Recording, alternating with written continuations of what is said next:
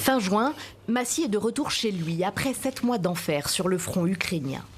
Comme d'autres jeunes Africains, cet ancien étudiant en informatique a cru partir travailler en Russie pour une société de sécurité.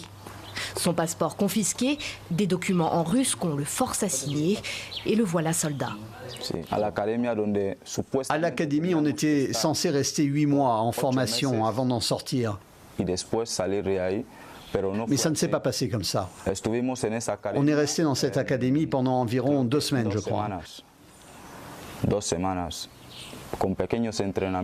semaines avec très peu d'entraînement. Et ensuite, on a été envoyé en Ukraine. La nuit, un soir, ils nous ont dit de nous habiller, de monter dans un véhicule blindé. On était déjà en route pour le champ de bataille, mais ils ne nous ont rien dit.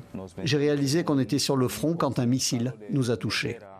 Il passera plusieurs mois aux alentours de Donetsk, en Ukraine, dans des conditions extrêmes. Le froid, la faim, 9 jours sans manger. À ses côtés, beaucoup d'Africains, racontent-ils. L'histoire de Massi résonne en effet avec celle de nombreux autres. Le collectif All Eyes on Wagner a publié les noms de plus de 1400 hommes du continent enrôlés par Moscou entre janvier 2023 et septembre 2025. Beaucoup de Camerounais, de Ghanéens, d'Égyptiens. Certains se retrouvent prisonniers de guerre en Ukraine.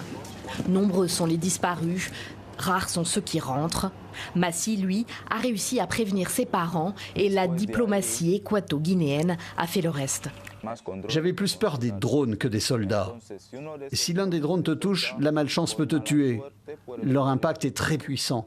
Il y a eu des moments où l'on faisait du combat rapproché, corps à corps. Il fallait beaucoup bouger, il fallait beaucoup se déplacer. C'est une grâce et un miracle de Dieu que j'en sois sorti vivant. 1 mois après son retour, Massi tente de reprendre une vie normale en famille, sans oublier qu'il est l'un des rares survivants des 2 bataillons de plusieurs centaines d'hommes au sein desquels il a combattu.